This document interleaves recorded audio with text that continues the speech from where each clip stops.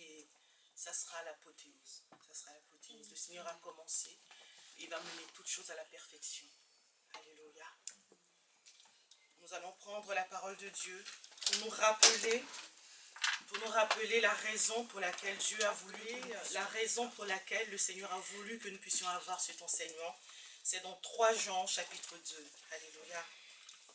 Nous allons revoir l'enjeu. Nous l'avions dit le premier jour où nous avons commencé l'enseignement. Et nous allons nous rappeler la raison pour laquelle nous avons parlé de tout cela. Donc 3 Jean chapitre 2, je le lis rapidement. Il dit, bien-aimé, je souhaite que tu prospères à tous égards. Dans cette version, on dit, à tout point de vue, et sois en bonne santé à l'image de ton âme. Alléluia.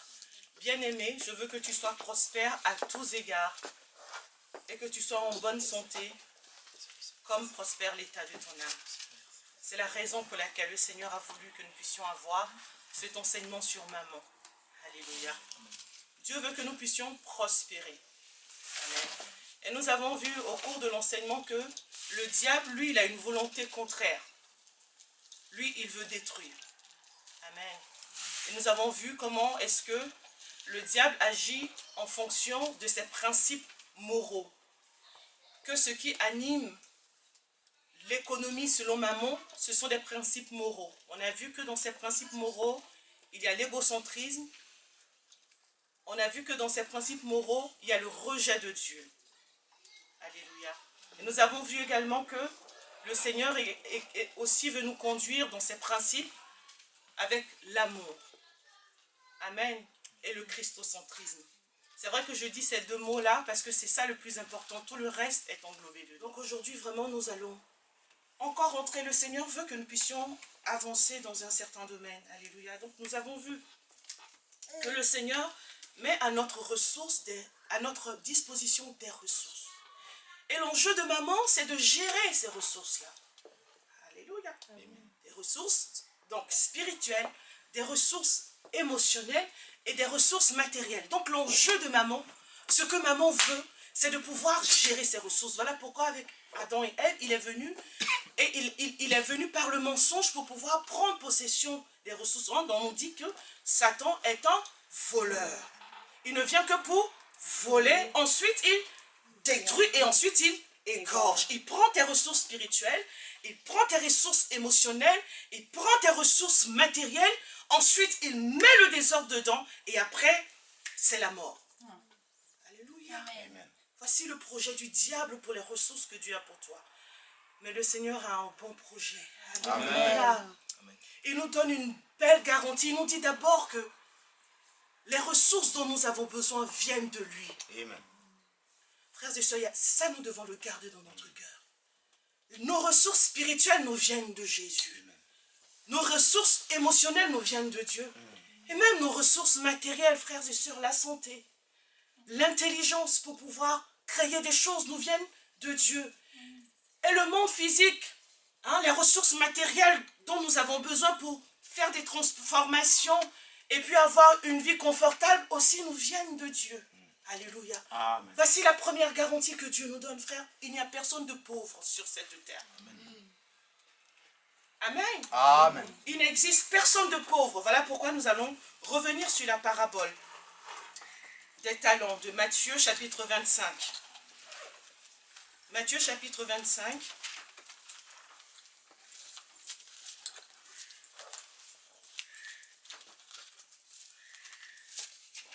Donc gardez bien, la partie qui va nous intéresser, c'est le verset 25. Matthieu 25, 25.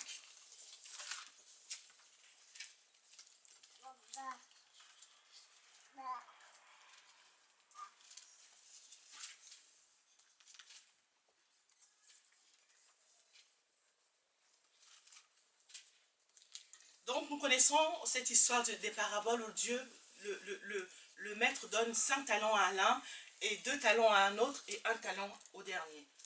Et là nous allons voir l'histoire du dernier, celui qui a reçu 1 talent, parce que c'est cet esprit-là que maman met dans nos cœurs. C'est avec cette pensée-là que maman vient pour pouvoir nous avoir et voler nos ressources. Alléluia.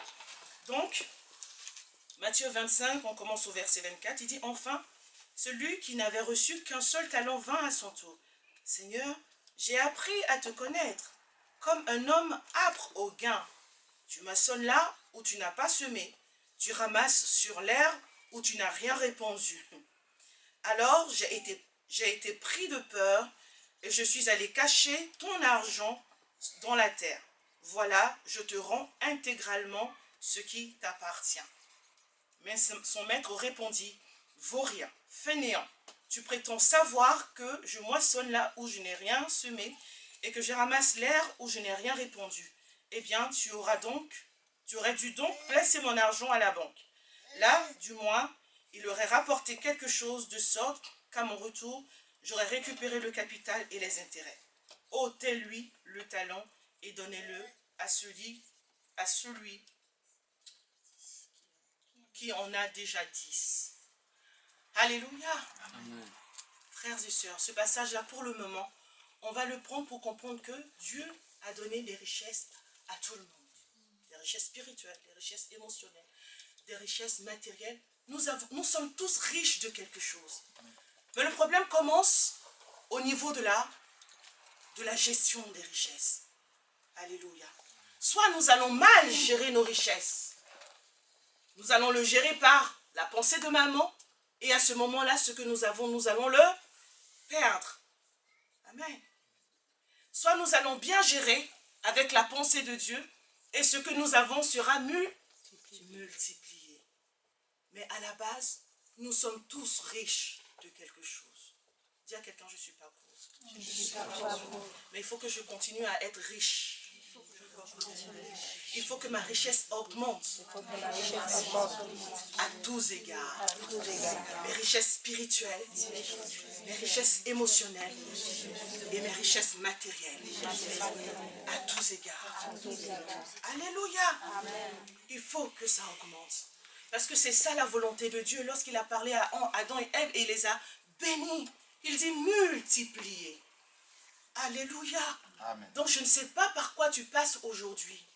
Je ne sais pas par quelle difficulté tu passes aujourd'hui. C'est peut-être un problème relationnel, un problème professionnel. C'est peut-être un problème familial. C'est peut-être un problème financier. Frères et sœurs, le projet de Dieu, c'est que tu sortes de cette situation. Et il t'a donné les ressources nécessaires pour sortir de cette situation. Alléluia. Amen. Ce n'est pas une affaire d'argent. Alléluia.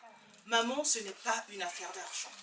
Maman, lorsqu'il vient voler, ce n'est pas seulement l'argent qu'il vole. Alléluia. Amen. Nous allons maintenant prendre Matthieu chapitre 18, verset 21.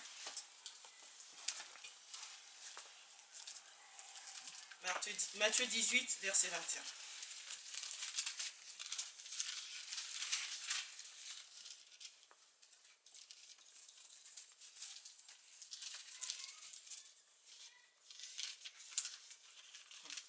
Je me réjouis d'avance, c'est tellement extraordinaire, frères et sœurs.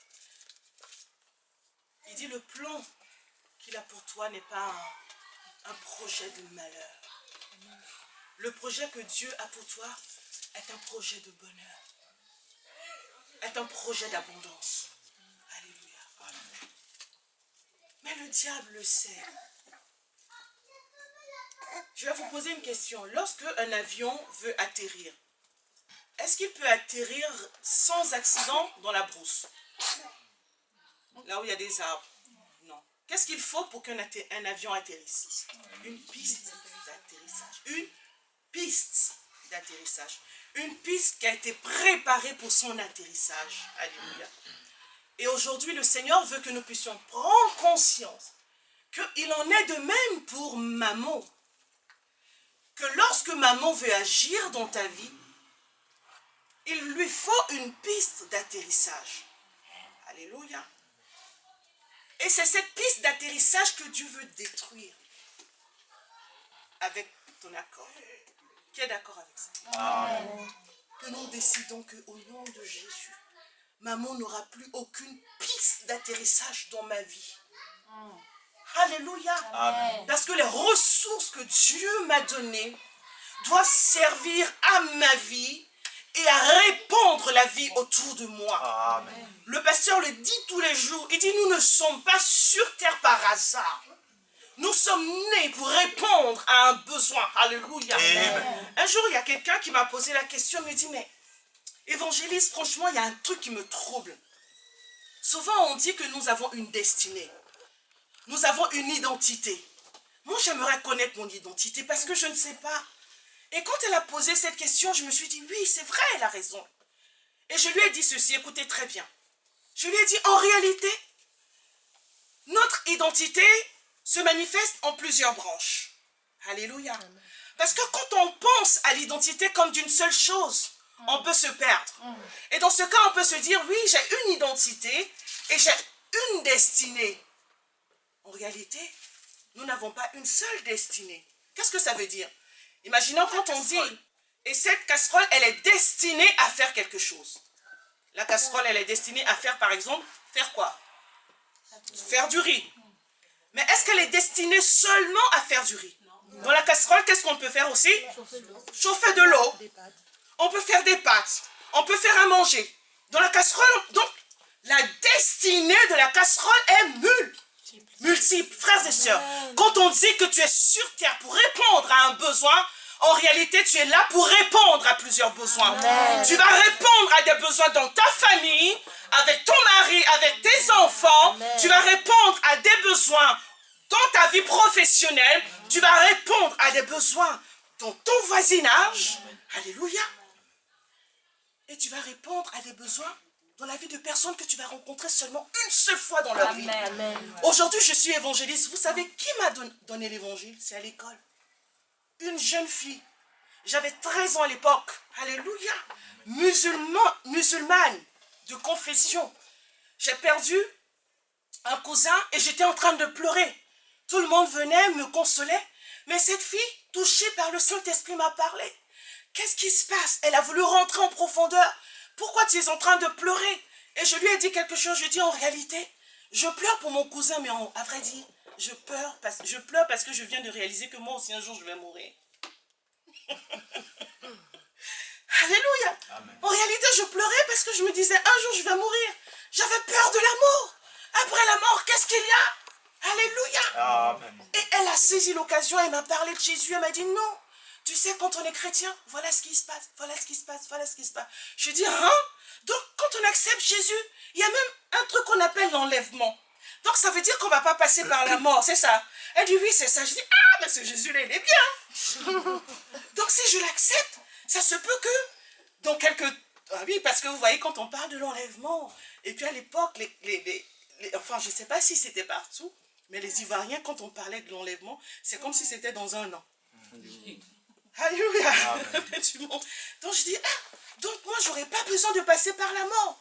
Je serais seulement ravie. Et puis je vais avec Jésus. Ah, ce Jésus-là, moi je le veux aussi. Alléluia. Est-ce que cette fille, elle pouvait penser que moi, un jour, je serais là, arrêtée, en train de parler de Jésus? Je l'ai rencontrée à l'école. On a fait une année ensemble. Mais vous savez combien de fois elle m'a parlé de Jésus? Une fois. Elle m'a offert une Bible. Et le reste du temps. Alléluia. Amen. Donc, nous voyons, frères et sœurs, que les ressources que Dieu nous donne sont là pour répondre à un besoin. Amen. Amen. Que nous n'avons pas une seule destinée, mais nous avons plusieurs destinées. Quelle est mon identité? Je suis fille de, mère de, épouse de, avec telle profession, et dans tous ces domaines-là, je dois impacter. Amen. Amen. Alléluia. Amen. Et pour impacter efficacement, j'ai besoin des ressources. J'ai non seulement besoin des ressources, mais j'ai besoin de la bonne gestion de ces ressources. Alléluia. Amen. Si je gère mal mes ressources émotionnelles, au lieu d'apporter la vie dans mon travail ou dans mon foyer ou dans mes relations en général, c'est la mort que je vais apporter. Amen. Alléluia. Maman, lorsqu'il veut agir et gérer tes ressources, d'accord? Donc voilà pourquoi j'ai donné cet exemple-là. Nous avons des ressources. C'est important de réaliser que nous avons des ressources qui doivent servir à quelque chose. Amen. Servir à donner la vie. Jésus dit, je te donne la vie en abondance. Il dit, je suis la source d'eau vive. Tu en boiras de telle sorte que tu débordes de cette eau de vie. Alléluia. Nous sommes non seulement remplis de l'eau de vie, et ensuite nous débordons de cette eau. Alléluia, pour que nous puissions toucher les autres en retour. Amen. Mais le diable dit non, non, non, non, non, non, non. Non seulement l'eau que tu as, moi je viens, je me sers, ensuite je pollue. Alléluia. Et quand je pollue, quand tu donnes un jet de cette eau-là, toi déjà tu es mort. Et quand tu donnes de cette eau, tu donnes la mort autour de toi. Amen. Dis à quelqu'un, maman, c'est pas seulement l'argent. C'est une affaire de richesse. C'est une affaire de ressources. Des ressources que nous devons bien gérer. Le Seigneur a donné 5 talents à quelqu'un. Il en a donné peut-être 3 à un autre. Il en a peut-être donné un seul, mes frères et sœurs. Mais cet argent-là, le Seigneur te regarde. Il dit, qu'est-ce qu'il va en faire? Alléluia. Amen. Maman te regarde aussi, il dit, ah, cette personne a un talent. Qu'est-ce qu'elle va en faire? Et maman regarde maintenant ton cœur. Et il cherche une piste d'atterrissage. Dis à quelqu'un, c'est quoi ta piste d'atterrissage? Alléluia. Et c'est de ça que le Seigneur veut parler cet après-midi. Quelles sont les pistes d'atterrissage dans nos vies, sur lesquelles maman est venue s'asseoir et avec lesquelles il a réussi à nous maintenir dans la pauvreté spirituelle, émotionnelle et matérielle. Alléluia. Pauvreté spirituelle, émotionnelle et matérielle. Alléluia. Sur quelle piste maman est venue? Je vais beaucoup insister sur la pauvreté émotionnelle aujourd'hui. Parce que c'est de la pauvreté émotionnelle dont dépendent nos relations. Amen. C'est quand on est pauvre émotionnellement que dans nos relations, ça va mal. Bien sûr, spirituellement, on a compris ça. L'émotion passe par le spirituel et le matériel aussi passe par le spirituel. Ça, on a compris, mais on se dit que nous, aujourd'hui, spirituellement, on est bien parce que Jésus habite en nous, par le Saint-Esprit. D'accord? On a toutes les ressources, on sait qu'on l'a. Alléluia. Donc, on part de ce postulat, qu'on a Jésus en nous, on a le Saint-Esprit, donc notre esprit, ça va, on part de ce postulat. Ce n'est pas toujours vrai, mais bon, partons de ce postulat. Alléluia. Maintenant, nos émotions. Alléluia. Maman voit que Dieu t'a donné un talent pour qu'autour de toi, tu donnes la vie. Pour que dans tes relations, tu sois une source de bonheur, une source de joie. Et il a vu ce talent. Et il dit, il faut que je trouve une piste d'atterrissage pour pouvoir gaspiller cela. Pour que dans ces relations, ce soit du désordre. Alléluia, frères et sœurs. Est-ce que vous savez que c'est lorsque nos émotions sont gaspillées que dans nos relations également, ça ne va pas? Est-ce que vous savez que c'est lorsque dans nos relations, ça ne va pas que au niveau matériel, ça ne va pas? On a dit que l'économie, c'est production, échange, consommation, épargne. D'accord? Donc, lorsque dans mes relations, ça ne va pas, au niveau de ma production, la production de quoi? Dans la relation, on produit quoi? L'amour. Comment? La patience. La compréhension. De positif, effectivement. Ça, c'est vrai, je n'ai pas précisé. Je n'ai pas précisé. Le côté positif, voilà. Mais le côté négatif, effectivement, des conflits. Alléluia. Quand ça va émotionnellement, on produit ces choses. Mais quand ça ne va pas émotionnellement, ce sont les conflits. Amen. Amen. Donc, Satan a compris ça. Alléluia. Et aujourd'hui, je bénis le Seigneur pour la prophétie qui a été donnée. On ne l'a pas préparée ensemble. Mais le Seigneur dit, regardez à vos cœurs. Amen. Le Seigneur nous a interpellés, il a dit, regardez à vos cœurs. Parce qu'il sait que de notre cœur va dépendre la gestion de nos richesses. Alléluia. Et aujourd'hui, le Seigneur veut que nous puissions réaliser que, imagine, je vous dis la vérité, quand tu es bien avec quelqu'un, qu'est-ce que tu as envie de faire à la personne? Tu as envie de donner ta vie. Venons-en aux parents maintenant. Ça, les parents, ça c'est la bonne image. C'est peut-être l'amour qui s'apparente le plus à l'amour agapé, sans condition. Quel parent ici ne serait pas prêt à donner sa vie pour son enfant? Quel parent est prêt à donner sa vie pour son enfant? Amen. Et les petits-enfants avec. Et les petits-enfants avec.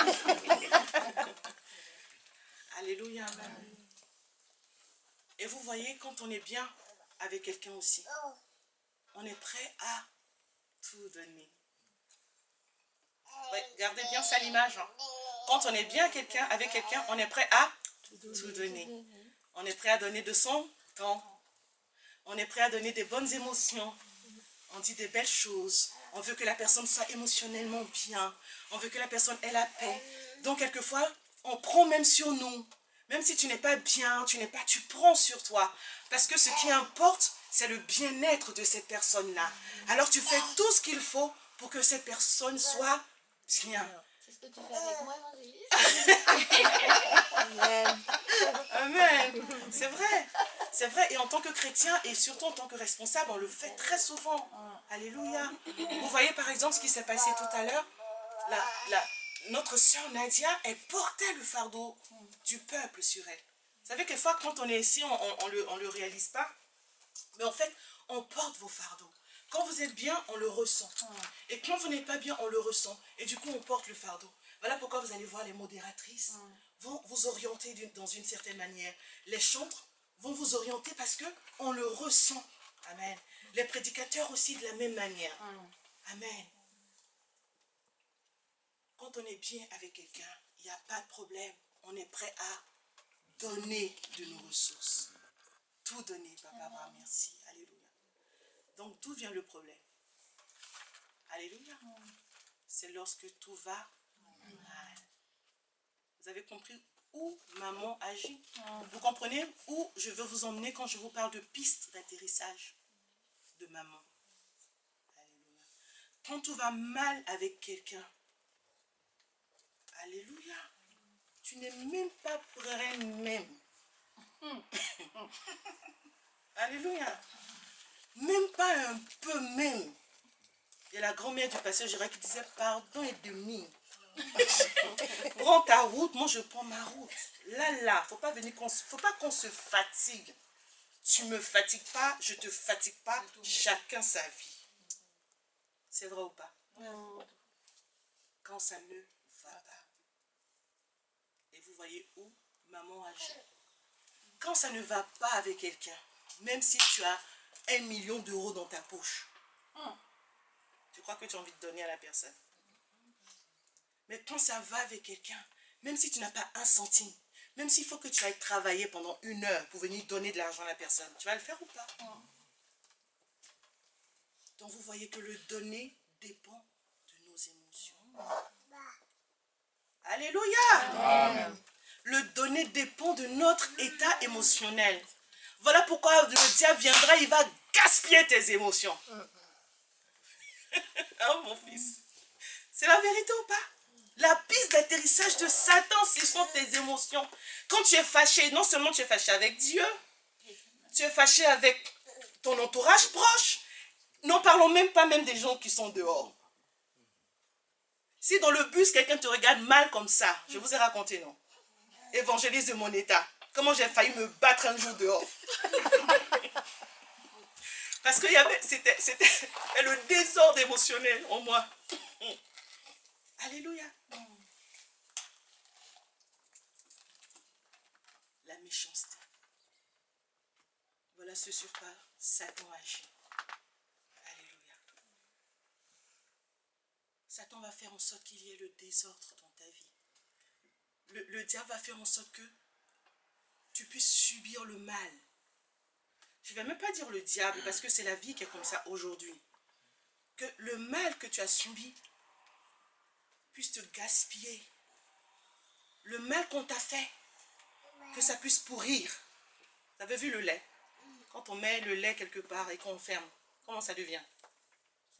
Ça tourne et ça devient, on dit, fermenté. Comparons maintenant ce lait fermenté avec mes émotions.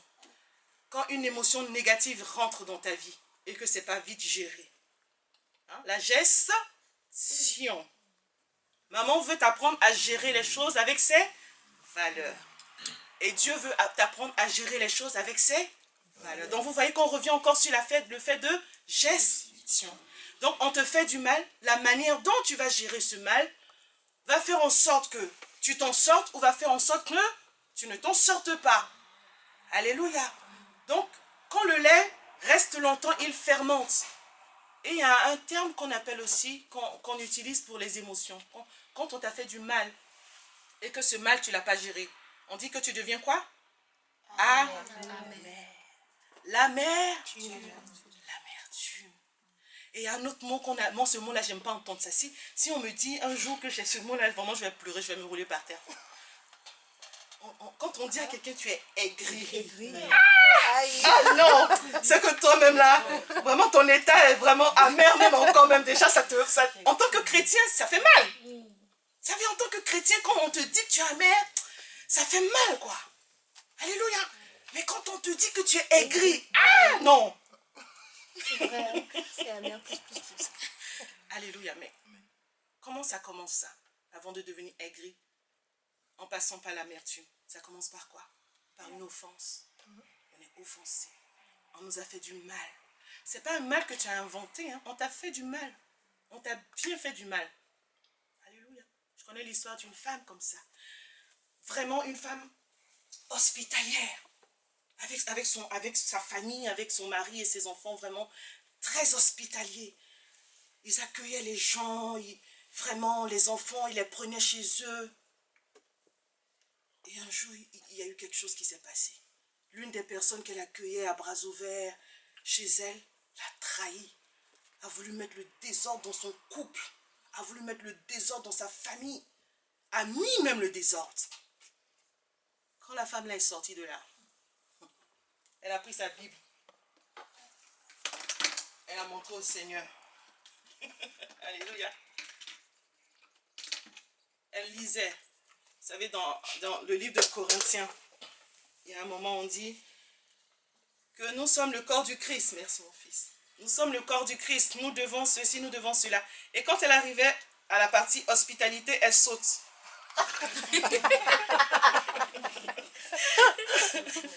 Vous avez compris, non? Dès qu'elle voit hospitalité, elle dit hospitalité là a failli me tuer. Ça là, ce n'est plus pour moi. L'offense, le mal qu'on lui a fait, s'est transformé en amertume. Alléluia. Cette personne-là, elle est même rentrée dans l'aigreur par rapport à l'hospitalité. Amen. Et ça s'est transformé maintenant en ressentiment. Alléluia. Vous savez ce que ça veut dire ressentiment? Qui peut me dire ce que ça veut dire ressentiment? C'est pour nous garder éveillés. Si je vous donne toutes les définitions, vous allez commencer à dormir. Vous allez m'abandonner. Alléluia. Travaillons ensemble. Qui peut me donner une définition de ressentiment? Qu'est-ce que ça veut dire le ressentiment? Hein? Il y a le mot sentiment dedans. Le ressentiment. Qui peut m'aider? Alléluia. Hein? Mais dans un cas bien particulier. Le dictionnaire nous dit que c'est ce qu'on ressent au souvenir d'un mal qu'on nous a fait. Alléluia. Le mal, on te l'a fait. Hein? Ça fait peut-être 10 ans qu'on t'a fait ce mal-là. Mais lorsque tu repenses à la situation, à cette expérience, ça te fait encore mal. Et comme ça te fait mal, quand tu es face à une autre situation, tu dois peut-être, comme je dis l'exemple de cette femme, peut-être manifester l'hospitalité, tu n'as plus envie. Parce que quand tu repenses à ce qui s'est passé, quand tu as manifesté l'hospitalité, quand on t'a trahi, ça te fait du mal. Alléluia. Quand un souvenir te fait encore du mal, et que tu ressens de l'animosité, alléluia, parce que c'est important. C'est quoi l'animosité? Hein? La colère, par exemple, est un sentiment d'animosité. La vengeance, par exemple, est un sentiment d'animosité. C'est-à-dire que tu as envie de faire tu as envie que le mal arrive. Même si toi, tu ne le fais pas, ce mal, tu as envie que du mal arrive à la personne qui t'a fait du mal. C'est ce sentiment que tu as. Tu ne vas peut-être pas aller jusqu'au bout, mais tu l'as en toi. Même si personne ne le voit, Dieu et toi et le diable, ils le voient. Alléluia. Amen. Donc c'est ce qu'on appelle l'animosité. Quelle est la piste d'atterrissage que le diable voit dans ton cœur? Et donc quand tu as cette animosité, tu as ce ressentiment, quand quelqu'un vient et il te demande l'hospitalité, est-ce que tu peux manifester de la générosité? Est-ce que tu as envie d'aider cette personne? Quel est l'esprit qui va se manifester? L'esprit de maman. Vous voyez que maman, ce n'est pas une affaire d'argent. Alléluia.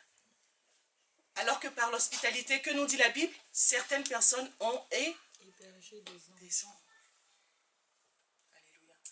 Par l'hospitalité, il y a des gens qui ont donné et qui ont reçu. Je donne l'exemple de cette personne-là parce que je la connais, je la connais personnellement. Alléluia. Mes frères et sœurs, il y a d'autres exemples dans nos vies. Demande à quelqu'un, quelle est la piste d'atterrissage aujourd'hui dans ta vie?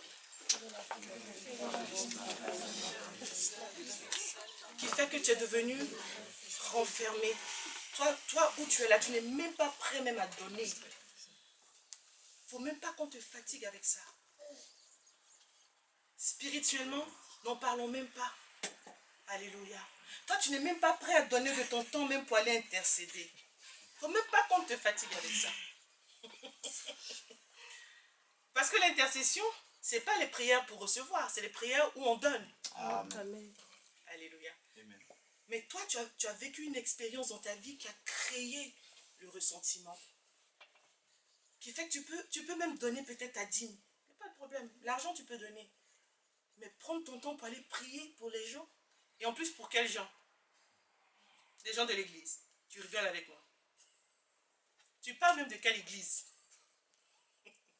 Est-ce que vous voyez où je veux en venir? Moi, je donne ma dîme, il se débrouille avec. Moi, je vais aller prier pour qui? Des méchants, des gens méchants comme ça? Des gens qui ne t'appellent pas. Des gens qui ne... Et puis, c'est moi qui vais aller donner mon temps pour prier pour eux. Non seulement je ne vais même pas me déplacer pour aller à l'église, mais moi, je vais prendre une minute dans mon temps de prière pour prier pour eux. Vous voyez que maman, ce n'est pas l'argent. Alléluia. Quelle est la piste d'atterrissage?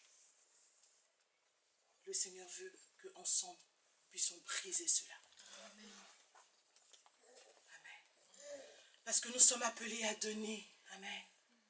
Le Seigneur nous a créés pour donner. Et c'est dans le donner que nous sommes heureux. Alléluia. C'est dans le donner que nous sommes prospères. C'est dans le donner. Lorsque je donne de mon temps pour les autres, lorsque je donne de mon amour pour les autres, des émotions, lorsque je donne du matériel pour les autres, la Bible dit il y a plus de joie à donner qu'à recevoir. L'être humain, on a été créé comme ça. Frère, de la même manière que le tam-tam, il a été créé pour qu'on fasse de la musique. Si tu prends la casserole, tu commences à allumer le feu dessus, qu'est-ce qui va se faire? Ça va brûler, ça va s'abîmer. L'homme n'a pas été créé pour haïr. Amen. Non! Voilà pourquoi vous allez voir, les gens cherchent des solutions. On croit que si je suis malheureux, c'est la faute de l'État. Si je suis malheureux, c'est la faute de ceci. On va chercher la source de notre mal-être. Non! L'une des véritables sources de notre malheur, c'est l'état de notre cœur. Et maman l'a compris. Il dit là où se trouve ton cœur sera ta richesse. On peut dire le contraire. Là où se trouve ta richesse sera ton cœur. Donc l'enjeu de maman, c'est de gaspiller ton cœur. Pour que tu ne donnes pas et que tu ne reçoives pas. Alléluia. Est-ce que ça fait du bien à quelqu'un cet après-midi? Est-ce que nous sommes en train de comprendre que maman, ce n'est pas une affaire d'argent? Et qu'au jour d'aujourd'hui, nous avons renoncé à maman pendant tout ce temps où on prêchait. Et aujourd'hui, nous allons renoncer à nos pistes d'atterrissage. Alléluia. Amen. Pour cela, nous allons lire 2 Corinthiens chapitre 9.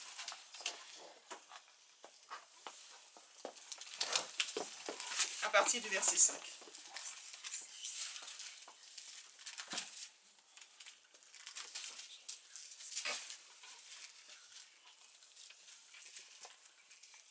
Mais avant d'aller là, on va prendre Matthieu 10. Alors, attendez.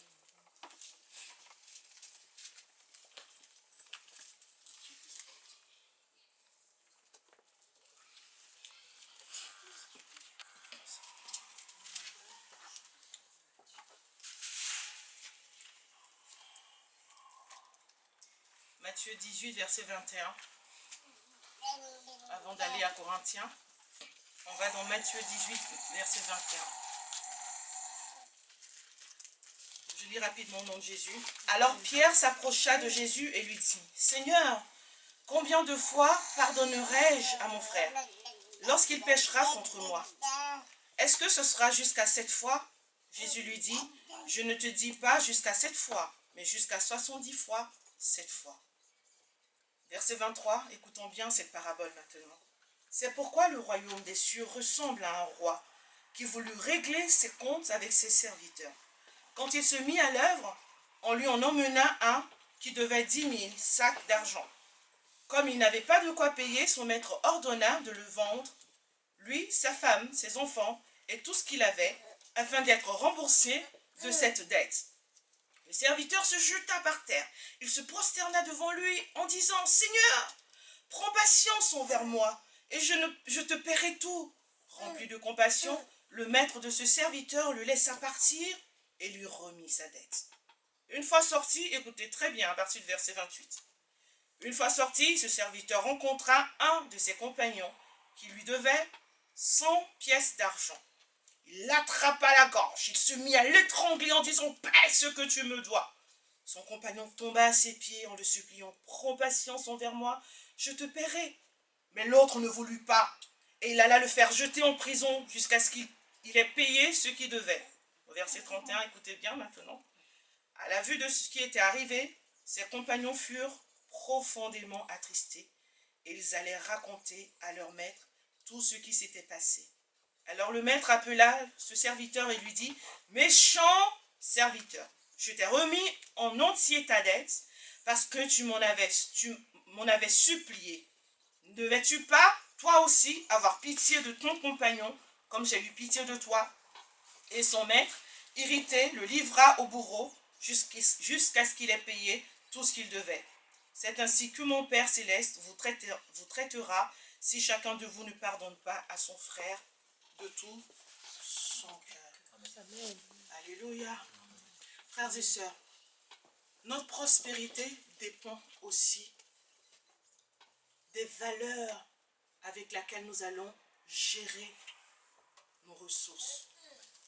Alléluia. Notre prospérité dépend des valeurs avec lesquelles nous allons gérer nos ressources. Et l'une de ces valeurs dont on parle ici, c'est la grâce. Amen.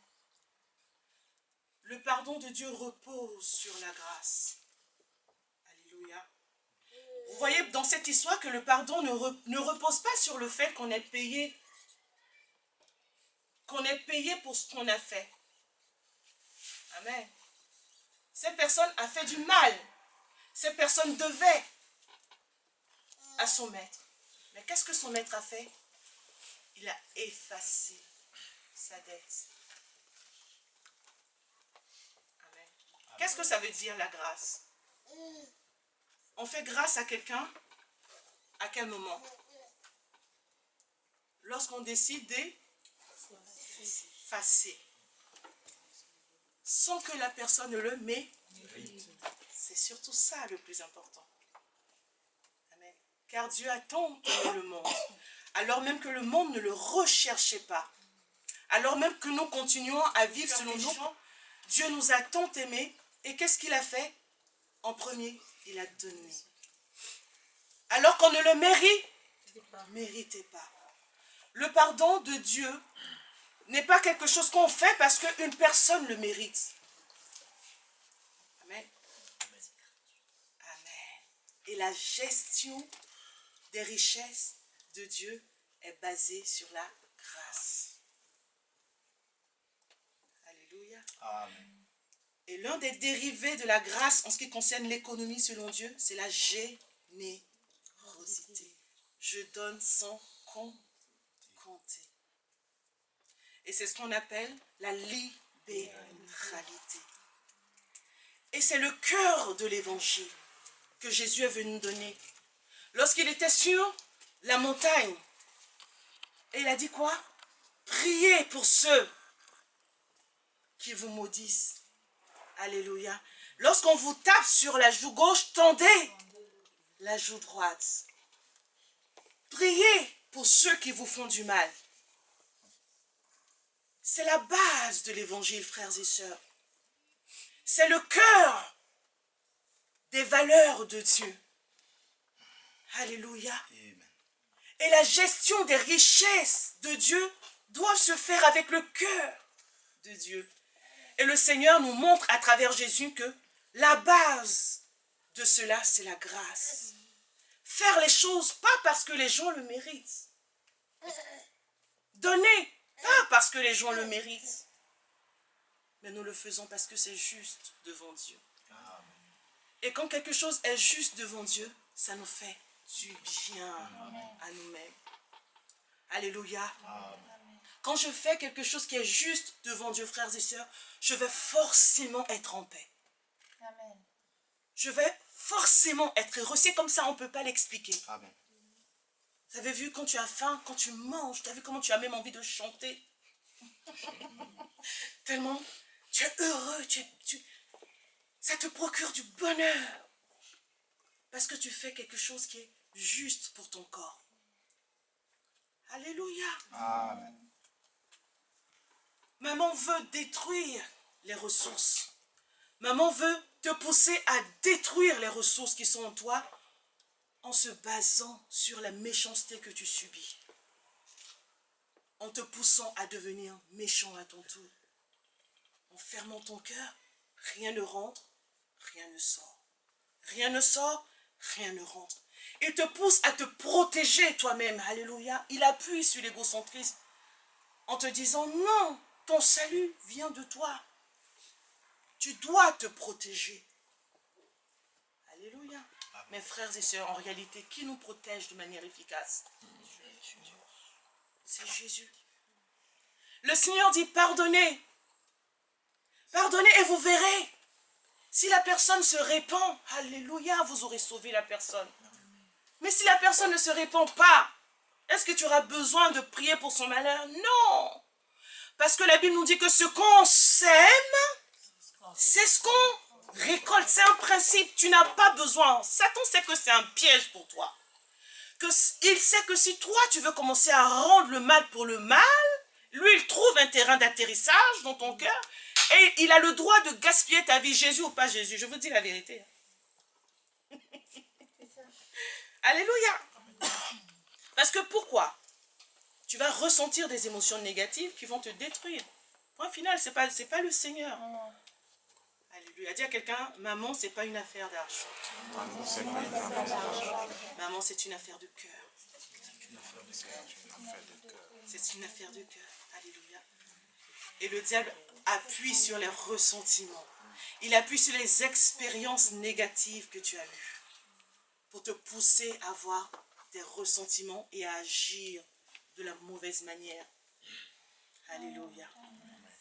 Frères et sœurs, il y a des personnes qui sont tellement passées. Regardez l'histoire de l'Allemagne, la Deuxième Guerre mondiale. C'est le pasteur qui sait bien l'expliquer. Moi, souvent, j'oublie, je reviens dessus. Il est obligé de me rappeler. Donc, je vais le raconter. Ça ne sera peut-être pas juste. Il va peut-être pouvoir m'aider. Donc, il me raconte souvent que, chez Knaus, elle aime bien ça. Il me raconte souvent que la Deuxième Guerre mondiale est venue parce que, dans un premier temps, les Allemands avaient été humiliés. Dans la Première Guerre. C'est ça, hein, papa? Ouais, voilà, parce que je me trompe quelquefois. Voilà. Donc, il y a eu la Deuxième Guerre mondiale parce que pendant la Première Guerre mondiale, les Allemands ont été humiliés. Et comme ils ont été humiliés, eux, ils n'ont pas fait jetons la joue gauche ou la joue droite. Ils ont fait œil pour œil, dent pour dent, et même encore pire. Alléluia. C'est vrai, papa Simeon, c'est bien dans l'histoire. Amen. Et donc, dans le œil pour œil, dent pour dent, vous savez sur quoi le diable a appuyé? Pourquoi est-ce que les Allemands ont réussi à suivre Hitler? Nous, quand on regarde avec du recul, on dit, ah, mais vraiment, comment est-ce qu'on peut accepter ce genre de pensée? Comment est-ce que les gens peuvent être autant aveuglés et faire ces genres d'atrocités? Frères et sœurs, parce que ces personnes avaient été blessées, humiliées. Et c'est sur ça que Hitler a joué. Alléluia. Et c'est comme ça que maman fait. Il joue sur tes blessures, il joue sur tes expériences négatives. Et il te dit, attention, non, ne donne pas. Non, non, tu as vu ce qu'on t'a fait? Si tu ouvres encore ton cœur, on va encore te faire plus mal. Alléluia. Et donc, qu'est-ce qu'on fait? On fait de l'autoprotection. Ah, premier gaou. Mais deuxième gaou là. C'est pas chez moi que tu vas trouver ça. Non, on m'a eu une fois. Mais deuxième gaou, lui, il est nyata. Oh, moi là, je ne suis pas nyata. Alléluia. Amen. Non, dis à quelqu'un, non, c'est pas ça. Non, c'est pas ça. Amen. Le principe de Dieu. Tu veux prospérer? Demande à quelqu'un, tu veux prospérer? À tous égards. Pas l'illusion de la prospérité. Pas l'illusion de la prospérité. Amen. Nous voulons prospérer à tous égards. À tous égards. Marchons dans la grâce. Marchons avec la grâce. On marche dans la grâce et on marche avec la grâce. Alléluia. Frères et sœurs, cet après-midi, on va regarder dans notre cœur. Et nous allons voir les ressentiments. L'Église m'a peut-être fait du mal. Évangéliste Esther, oui, elle, on n'en parle même pas parce qu'elle, elle appelle personne. Oui, c'est vrai que quelquefois, j'en parle en rigolant, mais je sais que ça vous touche. Je sais qu'il y a des personnes que ça blesse énormément. Alléluia. Mais si tu laisses le diable jouer avec ça, et tu ne veux pas donner de ton temps à Dieu, tu vas te faire du mal. Alléluia. Si moi je dois regarder à vous, dans vos erreurs et tout, et que je ne veux pas pardonner, je fais du mal à qui? Moi-même. Alléluia. Parce que si je prends la décision et je dis non, moi c'est fini, je ne veux plus m'occuper des gens. Moi, les histoires d'église, c'est fini. Évangéliste, je mets de côté. J'ai ma propre vie. Frères et sœurs, vous croyez que je serai heureuse? Vous croyez que je serai heureuse? Alléluia. Nous sommes appelés à donner, frères et sœurs. Et pour cela, nous avons besoin de libérer nos cœurs. Cet après-midi, nous allons libérer nos cœurs. Et nous n'allons pas le faire seulement cet après-midi, nous allons continuer. Jusqu'à ce que nos cœurs soient libérés. Pour que nous soyons ces véritables distributeurs automatiques de la grâce de Dieu. Alléluia.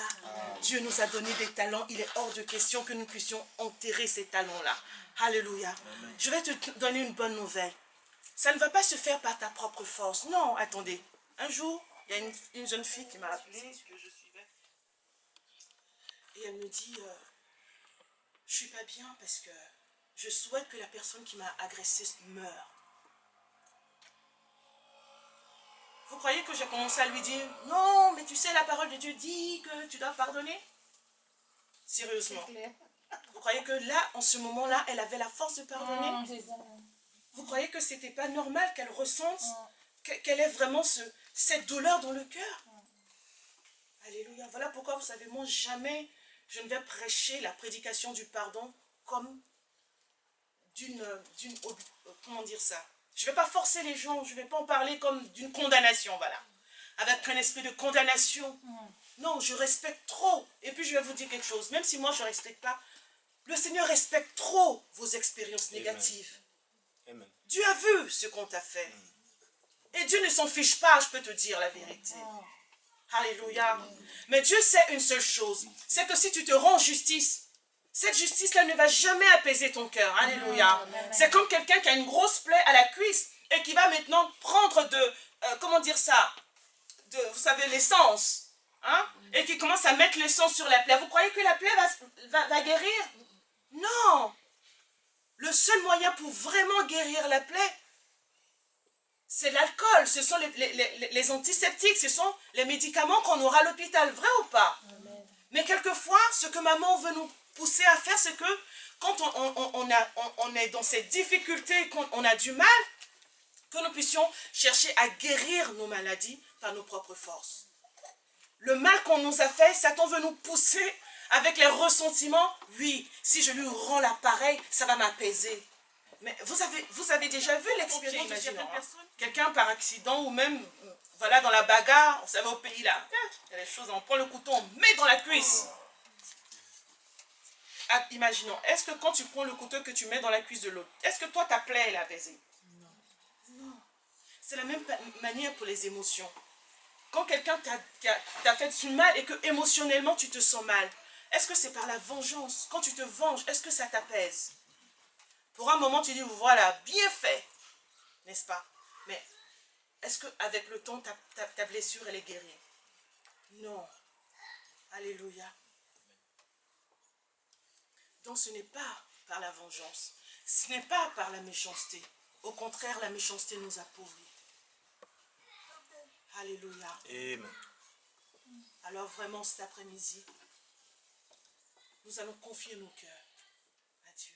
Et nous allons lui demander de nous libérer de tout ressentiment. Tu es appelé à donner, continue de donner. Amen. Tu es une personne généreuse, continue d'être généreuse. Bien sûr, il y a une chose à faire, tu tires des leçons, ça c'est sûr. Alléluia. Amen. Il faut absolument tirer des leçons. Amen.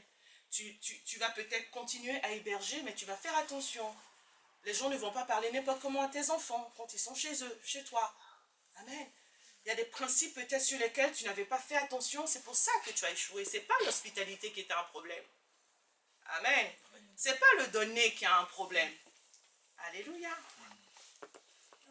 C'est la manière de le faire. Alléluia. Est-ce que tu peux dire, j'ouvre mon cœur à nouveau? J'ouvre mon cœur à lui. Tu n'ouvres pas ton cœur à la maladie, tu n'ouvres pas ton cœur à la pauvreté, tu n'ouvres pas ton cœur à n'importe quoi, mais tu ouvres ton cœur à Dieu.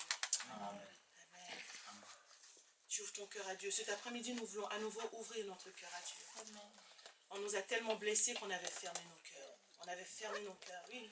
Je crois que chacun d'entre nous est concerné dans peut-être un seul domaine. Tu avais fermé ton cœur. Tu disais, moi, ça, jamais. Ça ne m'arrivera plus. Mais cet après-midi, tu vas prendre la décision d'ouvrir à nouveau ton cœur pour pouvoir donner. Amen. Tu vas réaliser que tu es un instrument de bénédiction. Et puis pour prospérer, il va falloir que tu continues à bénir. Alléluia. Continue à bénir et tu vas le faire avec la sagesse de Dieu. Amen. Comme je dis, on a échoué parce qu'on a mal fait les choses. Tout excès nuit. Et je vais bien insister là-dessus, frères et sœurs, parce que quelquefois aussi, j'insiste sur ce point-là. Quelquefois, il y a eu des personnes qui t'ont fait du mal. Et tu as entendu le message du pardon à l'église. Et qu'est-ce que tu as fait? Tu t'es empressé de chercher à aller voir les personnes. Hein? Je vais donner cet exemple-là. Peut-être que tu étais dans une mauvaise relation, par exemple. Une mauvaise relation de couple. Hein? Et voilà, prenons par exemple une femme mariée qui se faisait battre, qui se faisait machin, et sa vie était en danger. Et elle entend le message du pardon à l'église. À votre avis, vous croyez qu'elle doit aller voir son mari et dire, je me remets avec toi parce que je t'ai pardonné? Non, c'est pas de ça qu'on parle. D'accord? Attention, n'allons pas nous rejeter dans la gueule du loup. Non, amen. Tu recommandes ton cœur à Dieu. C'est d'abord le cœur. Parce que c'est peut-être ton cœur qui t'a conduit dans une situation où tu te faisais battre et où tu as failli perdre la vie. D'accord? Pour être bien, il faut avoir des relations saines. Alléluia.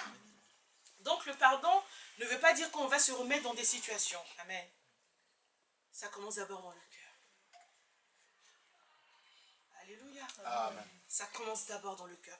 Lorsque dans le cœur on a compris les choses, le Seigneur maintenant va te conduire. Dieu va te guider. Parce qu'il y a des gens qui ne vont jamais se repentir dans la vie. Vous savez ça? Il y a des gens qui ne vont jamais se repentir.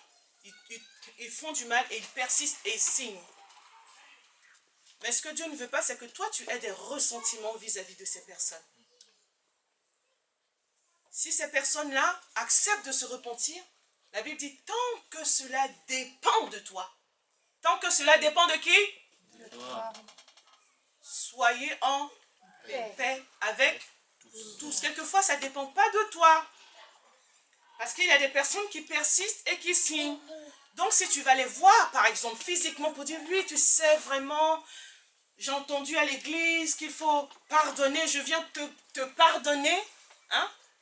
Mais ces personnes, il y a des gens qui sont capables de te gifler. J'ai vu un film comme ça, où il y avait une personne qui était tombée dans l'alcoolisme, vous savez, puis vous savez, aux États-Unis, il y a le truc des alcooliques anonymes.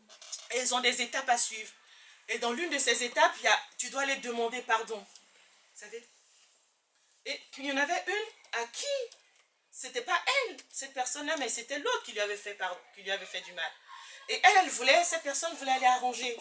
Et quand elle est frappée à la porte pour essayer d'arranger les choses, ben, elle s'est ramassée des trucs, quoi. Parce que l'autre en face n'était même pas un peu prête. Alléluia. Il y a des personnes qui ne sont pas prêtes. Dans ce cas, toi, qu'est-ce que tu fais? Est-ce que toi, ta paix doit dépendre de sa paix à elle? Est-ce que ta décision doit dépendre de sa décision à elle? C'est ce qui est formidable avec Jésus. Alléluia. C'est ce qui est extraordinaire avec Jésus. Mon pardon ne dépend pas du fait que quelqu'un me demande pardon. Je prends la décision de pardonner, même si la personne n'est pas encore repentie. Mais ce n'est pas pour autant que je vais fréquenter la personne, si la personne est encore dangereuse pour moi. Une relation dangereuse pour toi, tu ne peux pas. Amen. On peut pardonner sans fréquenter. Mais vous savez à quel moment tu sais que tu as pardonné? Lorsque si tu entends le malheur de la personne, tu as envie de prier. Amen. Ça se fabrique pas. Hein. On peut faire semblant. Mais dans ton cœur, tu sais. Dans le cœur, si tu n'as pas encore pardonné, quand tu entends la nouvelle, tu dis, les gens pensent que moi, je suis la prunelle des yeux de l'Éternel. Les gens pensent qu'ils peuvent me faire du mal et que ça va faire. Les gens vont savoir maintenant que moi, là, je suis enfant de Dieu. Merci, mon fils. Hein? Mais devant les gens, tu fais, ah, mais vraiment? Non, c'est pas possible. C'est pas vrai. C'est ce qui est arrivé. Oh, que le Seigneur aide la personne, mais dans ton cœur. C'est que tu n'as pas encore pardonné. Alléluia. Pardonner quand tu entends, tu as même envie de prier. Et si tu ne fais pas semblant, tu as vraiment envie de prier. Amen, amen. Amen. Et avant même que tu entendes le malheur, je vous dis la vérité. Dans ta prière, vous savez, ce qu'on peut souhaiter le mieux aux gens qui nous ont fait du mal, c'est qu'ils, s'ils ne sont pas chrétiens, c'est qu'ils acceptent Jésus. Amen. Et s'ils sont chrétiens, c'est qu'ils parviennent à la repentance. Amen. Je vous dis la vérité. Dans ta prière, tu dis, oh Seigneur, montre-lui, vraiment. Seigneur, vraiment, parce que je sais qu'être dans la méchanceté, il n'y a rien de bon. Parce que toi, tu es passé par là, par des émotions négatives. Tu as vu comment tu as souffert, tu n'arrives pas à dormir la nuit, tu fais des cauchemars bizarres. Alléluia. Et quand tu sors de là, tu dis, waouh, mais cette personne-là qui est méchante, mais comment elle peut vivre? Et tu as envie de prier, tu dis, Seigneur, grand Dieu, vraiment touche-la. Vraiment qu'elle arrive à la repentance. Vraiment, Seigneur, celui qui ne connaît pas Jésus, oh Seigneur, que cette personne te connaisse. Mais quand tu n'as pas pardonné, tu dis, là, on attend, moi j'attends juste. Tu as même envie de mourir ensemble avec la personne pour que vous vous retrouviez devant Jésus. Juste le plaisir de voir. Jésus dit, à gauche. Non, toi là, tu vas en enfer. Tu as juste envie de voir ça, quoi. Tu es pressé. Ça veut dire que tu n'as pas pardonné. Alléluia. Le pardon commence d'abord dans le cœur. Une fois que le cœur est disposé, Dieu va commencer à te dire, bon, c'est bien maintenant que tu as pardonné. Avec tout le mal qu'on t'avait fait, tu peux maintenant aller faire à manger. Amen. Ce que ton mari avait demandé, que depuis tout le temps, tu mets beaucoup de piment dedans pour pas qu'il mange. Tu mets exprès beaucoup de sel. Hein? Bon, maintenant on va faire à manger. Fais-lui avec maintenant tout ton pardon. Amen. Amen. Peut-être que tu n'es pas encore prêt à t'asseoir pour parler, mais déjà au niveau de la nourriture, ton mari commence à voir que bon, il y a une ouverture qui commence à se faire. Hein? Amen. Amen. Avant, tu disais bonjour. Hein? Et puis, tu commences d'abord pour bonjour. Tu n'as peut-être pas la force de sourire. Hein? Bonjour. En regardant dans les yeux. Ah, ta femme sait que bon, là, je pense que mon mari commence à ouvrir la porte. Alléluia. Laisse le Seigneur te conduire. Amen. Laisse Dieu te conduire. Alléluia. Vraiment. Donc, maman, ce n'est pas seulement une affaire D'argent. c'est une affaire de cœur. Amen. Donc, pour finir, avant de prier, la piste d'atterrissage de Satan, c'est la méchanceté. Amen.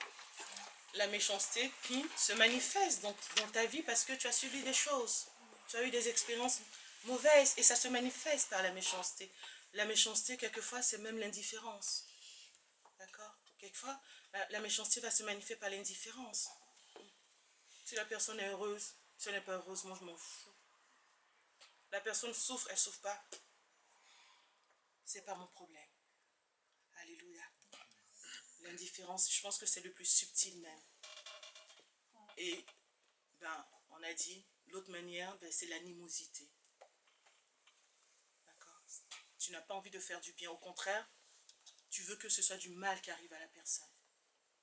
Tu veux que la personne sache que tu as mal. Et tu vas le manifester d'une certaine manière. S'il faut que tu bloques certaines choses, tu bloques. Tu ne donnes plus, je ne donne plus. Amen. Par ta présence, par exemple. Alléluia. Et c'est vrai, je vais rentrer dedans par rapport à l'église. Alléluia. Quelquefois, on est tellement blessé, on dit, moi, je ne vais plus à l'église. Amen. L'intercession et tout ça encore, bon. Mais je ne vais plus à l'église. Moi, je ne vais plus aller dans cette église-là. Non, frères et sœurs. Ta générosité ne doit pas dépendre du pasteur ou de l'évangéliste. Alléluia. Amen. La parole de Dieu dit que nous allons rendre compte à Dieu. Amen. Nous allons rendre compte à Dieu. Donc s'il y a quelque chose qui se passe avec le pasteur, l'évangéliste, les responsables, va le régler. Que nous dit la Bible? Avant de donner ton offrande, si tu te souviens que ton frère a quelque chose contre toi, il ne dit même pas si toi tu as quelque chose. Hein. Ça va encore plus loin. Si tu te rappelles que ton frère a quelque chose contre toi, va. Mais comment aussi ton frère peut savoir que tu as quelque chose si tu ne vas pas le voir? Amen. Comment je peux savoir que le frère Samuel me reproche quelque chose si je ne le vois pas, s'il ne vient pas me dire? Frères et sœurs, quelquefois aussi, frère Samuel, est-ce que ça va? Oui, oui, ça va. Non, évangéliste, non, ça va, il n'y a pas de problème. Mais le frère Samuel est blessé. Et maman lui dit, non, non, il ne faut pas le dire parce que ça ne sert à rien de dire.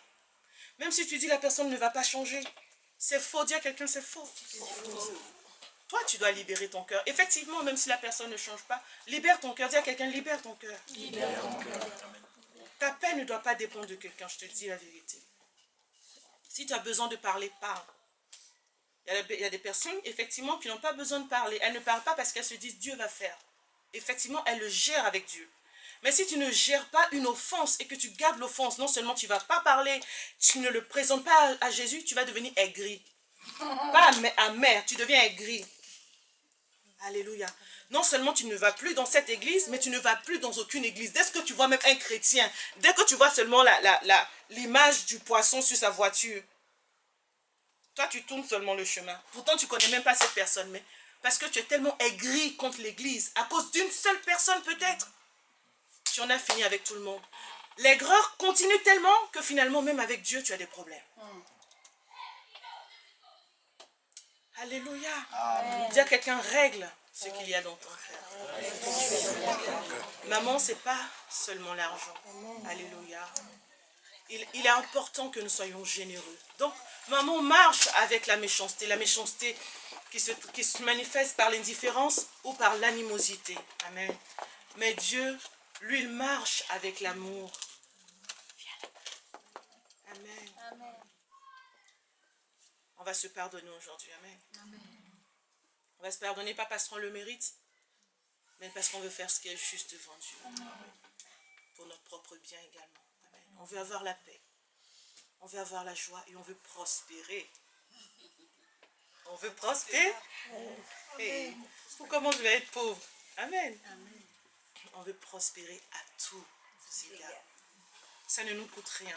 Ça va nous coûter peut-être en émotion, mais vous ne savez même pas ce qu'on peut gagner derrière. Amen. Voilà pourquoi Jésus sur la croix, il a dit, Seigneur, pardonne-leur, car ils ne savent pas ce qu'ils font. Pardonne-leur, car ils ne savent pas. Et qu'est-ce que Jésus a gagné? L'humanité. Il y avait des gens en face de lui à qui il avait donné à manger. Il avait fait des miracles pour ces personnes. Peut-être même que celui-là, comment il s'appelle, même peut-être même que Bartimée était juste en face là, devant avec tout le monde, en train de l'insulter aussi. Mais Jésus les a regardés. Il a dit, Père, pardonne-leur. Et Jésus a donné sa vie. Pendant même qu'on était en train de le lapider, il a accepté de donner sa vie. Il aurait pu descendre à ce moment-là. Si c'est comme ça là, je m'en fous. Et c'est vrai, il aurait pu être indifférent. On est quoi? On n'est que des êtres humains. Mais Jésus a vu que notre vie avait de la valeur. Le diable veut dénigrer, le diable veut dévaloriser à tes yeux. Voilà pourquoi il veut que tu marches avec la colère. Tu vois, quand tu es en colère contre quelqu'un, sa vie n'a aucune valeur pour toi. Tu t'en fiches complètement. Au contraire, ou même sa vie, même tu dévalorises même sa vie. Donc si on peut même tuer, voilà, comme ça, les gens au lieu de donner, ils prennent la vie des gens. Parce que cette vie n'a aucune valeur. Alléluia. Non. L'économie de Dieu marche avec l'amour, la grâce. Amen. Amen. L'économie de Dieu marche avec l'amour, la grâce. Je précise la grâce parce que l'amour est vague. Amen. Mais je dis la grâce parce que c'est quelque chose qu'on donne alors que la personne ne le mérite pas. Alléluia. Amen. On donne alors que la personne ne le mérite pas. On donne alors que la personne ne le mérite pas. Je donne même si la personne ne le mérite pas. Je continue à venir à l'église parce que ce n'est pas mon problème. Alléluia. Moi, je continue à venir à l'église parce que je ne viens pas pour faire plaisir au pasteur. Je viens parce que c'est juste devant Dieu et j'ai quelque chose à donner à Dieu à travers mes frères et sœurs. Amen. Parce que tu as des talents et que le Seigneur t'a donné pour l'accroissement de son royaume. Et le diable sait que si tu ne viens pas donner ces talents-là, ben, on ne pourra pas avancer. Donc il va faire quoi? Il va faire en sorte que tu sois contrarié et que tu sois en colère. Dis à quelqu'un, c'est fini. C'est fini. Alléluia. Nous allons donc nous lever.